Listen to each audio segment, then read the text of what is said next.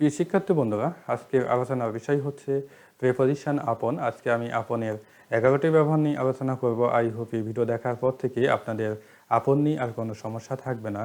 প্রিয় শিক্ষার্থী বন্ধুরা, আপনারা অলরেডি বুঝে গেছেন প্রেপোজিশন কতটুকু গুরুত্বপূর্ণ। প্রেপোজিশন ছাড়া আপনারা ইংরেজিতে শুদ্ধভাবে স্পিকিং করতে পারবেন না, ফ্রি হ্যান্ড রাইটিং লিখতে পারবেন না এবং পরীক্ষায় ভালো কিছু করতে পারবেন না। এই জন্য আপনাদেরকে প্রেপোজিশন ডিটেলসভাবে শিখতে হবে।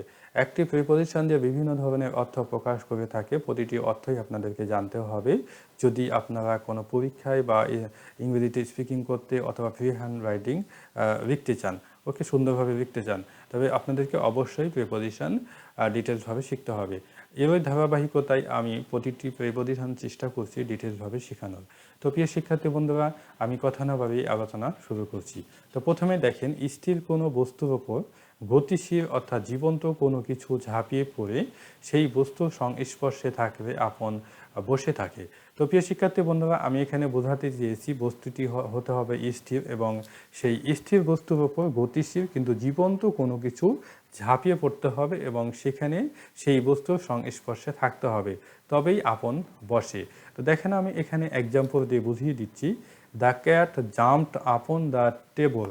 বিড়ালটি টেবিলের ওপর ঝাঁপিয়ে পড়েছিল। তো অর্থাৎ বিড়ালটি টেবিলের ওপর ঝাঁপিয়ে পড়েছিল এবং সেই টেবিলের ওপরে সংস্পর্শ অবস্থায় ছিল, এই জন্যই এখানে আপন ইউজ করা হয়েছে। নেক্সট দেখেন, দ্য প্যারট সেট আপন মাই শোল্ডার। টিয়াটি আমার কাঁধের ওপর বসেছিল, অর্থাৎ টিয়াটি গতি নিয়ে আমার কাঁধের ওপর বসেছিল এবং কাঁধের ওপর স্পর্শ অবস্থায় ছিল, এই জন্য এখানে আপন ইউজ করা হয়েছে। দ্য ডগ জাম্পড আপন মাই বাইক।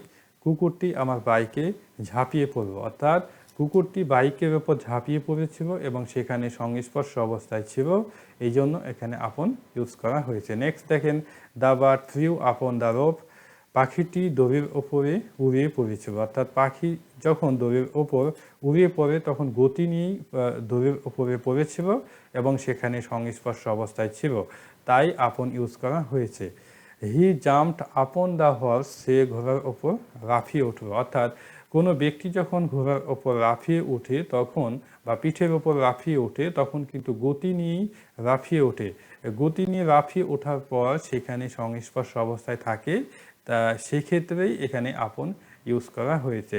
2 নম্বর দেখেন, কোনো বস্তু কোথাও স্থাপন অথবা রাখা বোঝাতে আপন বসে থাকে। তো প্রিয় শিক্ষার্থী বন্ধুরা, পূর্বে যে নিয়ম সেখানে আমি বলেছিলাম যে একটি বস্তু বা কোনো বস্তুর ওপর জীবন্ত কোনো কিছু ঝাঁপিয়ে পড়বে বা লাফিয়ে পড়বে, এরকম যখন কোনো কিছু বোঝানো হয় তখন আপন বসে থাকে। তো এখানে দেখেন, এখানে আমি বলেছি যে কোনো বস্তুর ওপর অন্য কোনো বস্তু রাখা, অর্থাৎ যে বস্তুর ওপর কোনো বস্তু রাখা হবে সেটিও হবে বস্তু, অর্থাৎ দুটিই বস্তু হবে, কিন্তু রাখার কাজটা অন্য কেউ করবে বা থার্ড পক্ষ বা তৃতীয় পার্টি করবে, অর্থাৎ যে রাখার কাজটা করবে সে হতে হবে ব্যক্তি। ওকে, তো দেখেন এখানে এক্সাম্পল দিয়ে আমি বুঝিয়ে দিচ্ছি। He kept the basket upon the table. সে টেবিলের ওপর ঝুড়িটি রেখেছিল। দেখেন, সে হচ্ছে একজন ব্যক্তি এবং সে বাস্কেট কী করছে, ঝুড়ির ওপর রেখেছিল, অর্থাৎ রাখার কাজটা সে করছে এবং বাস্কেট হচ্ছে বস্তু এবং টেবলও হচ্ছে বস্তু এবং একটি বস্তুর ওপর আরেকটি বস্তু রাখা হয়েছিল। তো দেখেন, যখন বস্তুটিকে টেবিলের ওপর রাখা হয়েছিল, অর্থাৎ বাস্কেটকে যখন টেবিলের ওপর রাখা হয়েছিল, গতি নিয়েই কিন্তু রাখা হয়েছিল টেবিলের ওপর এবং সেই টেবিলের ওপরে সংস্পর্শ অবস্থায় থেকে যায়, এই জন্যই এখানে প্রেপোজিশন আপন ইউজ করা হয়েছে। Mahbuba press the machine upon the desk. Mahbuba মেশিনটি ডেস্কের ওপর রাখলো, অর্থাৎ মাহবুবা একজন ব্যক্তি, এটা থার্ড পক্ষ বা তৃতীয় পার্টি যেটাকে বলা হয়। তো মাহবুবা কিন্তু রাখার কাজ করছে, তাই না, অর্থাৎ মেশিনটিকে গতি নিয়ে ডেস্কের ওপর রেখেছিল এবং ডেস্কের ওপরে মেশিন স্পর্শ অবস্থায় ছিল এবং সেক্ষেত্রে এখানে আপন ইউজ করা হয়েছে। 3 নম্বর দেখেন, 3 নম্বর যে নিয়ম, কোনো এক সময় বোঝাতে আপন বসে থাকে, যেমন once upon a time he was the owner of this house. এক সময় সে এই বাড়ির মালিক ছিল। ওকে, অর্থাৎ কোনো এক সময় বোঝানো হয়েছে। Once upon a time there lived a king. এক সময় সেখানে একজন রাজা বাস করত। 4 নম্বর দেখেন, আপন কাউকে অথবা নিকটতম কাউকে বা আত্মীয় স্বজনকে যখন ডাকা হয় সেই ক্ষেত্রে আপন বসে থাকে। যেমন কল আপন ইউর রিলেটিভস, তোমার আত্মীয়দের ডাকো।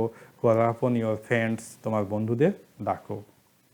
5 নম্বর দেখেন, কোনো ঘটনার উপস্থিতি দেখানোর জন্য আপন বসে থাকে। যেমন আপন ending of the operation the patient was told that he is out of danger. Operation শেষ হওয়ার পরে রোগীকে বলা হয়েছিল যে সে বিপদমুক্ত। তো দেখেন আমি এখানে বলেছি যে কোনো ঘটনার উপস্থিতি দেখানোর জন্য। তো এখানে দেখেন দ্বিতীয় মানে যে অংশ, অর্থাৎ the patient was told that he is out of danger, হ্যাঁ, মানে এই অংশের মাধ্যমে পূর্বে যে উপস্থিতি বোঝানো হয়েছে সেটা হচ্ছে আপন এন্ডিং অফ দ্য অপারেশন।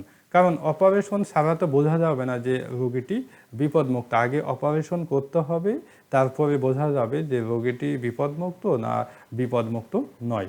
ওকে, অর্থাৎ কোনো ঘটনার উপস্থিতি দেখানো হয়েছে, অর্থাৎ এখানে ঘটনার উপস্থিতি বলতে আপন এন্ডিং অফ দ্য অপারেশন, হ্যাঁ, এই ঘটনার উপস্থিতি দেখানো হয়েছে এই সেন্টেন্সের মাধ্যমে, অর্থাৎ the patient was told that he is out of danger, এটার মাধ্যমে আপন এন্ডিং অফ দ্য অপারেশনের উপস্থিতি দেখানো হয়েছে। 6 নম্বর দেখেন, একটি ঘটনার পূর্বে আরেকটি ঘটনা যখন ঘটে যায় তখন পরের যে ঘটনা তার পূর্বে আপন বসে থাকে। তো দেখেন এখানে upon arrival of police the thief ran away, police পৌঁছানোর পূর্বে চোরটি পালিয়ে গিয়েছিল। তো এখানে দেখেন দুইটা ঘটনা কিন্তু এখানে ঘটছে, চোরটি পালিয়ে গিয়েছিল এবং পুলিশ পৌঁছানো, অর্থাৎ পুলিশ পৌঁছানো এবং চোর পালিয়ে যাওয়া দুটি ঘটনা ঘটেছে, এবং যেই ঘটনা আগে ঘটেছে সেটি হচ্ছে দ্য থিফ রেন অ্যাওয়ে। এই ঘটনা আগে ঘটেছে, অর্থাৎ চোর পালিয়ে গিয়েছিল, তারপরে পুলিশ পৌঁছেছিল। ওকে, অর্থাৎ এখানে দেখেন আপন অ্যারাইভাল অফ পুলিশ, এটা হচ্ছে পরের ঘটনা, এবং এই পরের ঘটনার পূর্বে আপন বসানো হয়েছে।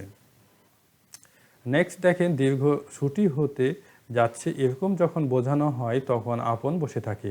The long waited summer vacation is upon us, দীর্ঘ প্রতীক্ষিত গ্রীষ্মকালীন ছুটি আমাদের হতে যাচ্ছে। তো এখানে দীর্ঘ ছুটি যখন হয় বা দীর্ঘ ছুটি হতে যাচ্ছে এরকম যখন বোঝানো হয় তখন আপন বসে।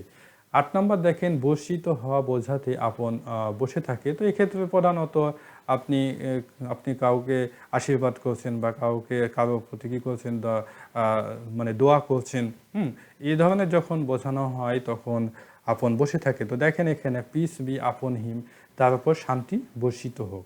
তো কি আপনি দোয়া করে দিচ্ছেন বা আপনি কি করতেছেন, তার করবেন কিছু কামনা করছেন, হ্যাঁ, এই ক্ষেত্রেই কিন্তু এখানে আপন ইউজ করা হয়েছে। 9 নম্বর দেখেন, কারো ওপর গুপ্তচর বৃত্তি করার ক্ষেত্রে আপন বসে থাকে। তো গুপ্তচর বৃত্তি বলতে বোঝানো হয় গোয়েন্দাগিরি। ওকে, তো গোয়েন্দাগিরি বা গুপ্তচর বৃত্তি যখন কারো ওপর করা হয় তখন আপন বসে থাকে। যেমন I have to spy upon the criminal, আমাদের অপরাধীর ওপর গুপ্তচর বৃত্তি করতে হবে। তো এখানে অপরাধীর ওপর যেহেতু গুপ্তচর বৃত্তি করা হচ্ছে সেই জন্য এখানে আপন ইউজ করা হয়েছে। 10 নম্বর দেখেন, কেউ কারোর দিকে তাকিয়ে আছে বোঝাতে আপন বসে থাকে। যেমন হিজ আই ইজ আপন মি, তার চোখ আমার দিকে। 11 নম্বর দেখেন, অনুসারে অথবা অনুযায়ী কাজ করা বোঝাতে আপন বসে থাকে। যেমন হি অ্যাক্টেড আপন মাই অ্যাডভাইস, সে আমার উপদেশ অনুসারে কাজ করেছিল। তো এখানে অনুসারে বা অনুযায়ী বোঝানো হয়েছে, এই জন্য আপন ইউজ করা হয়েছে। তো প্রিয় শিক্ষার্থী বন্ধুরা, আজকে এই পর্যন্তই। আই হোপ আপনারা বুঝতে পেরেছেন। এরপরেও যদি কোনো সমস্যা থাকে অবশ্যই কমেন্টের মাধ্যমে জানাবেন, আমি চেষ্টা করব আপনাদের কমেন্টের উত্তর দেওয়ার। তো আজকে এই পর্যন্তই। বেস্ট অফ লাক, ভালো থাকবেন। আল্লাহ হাফেজ।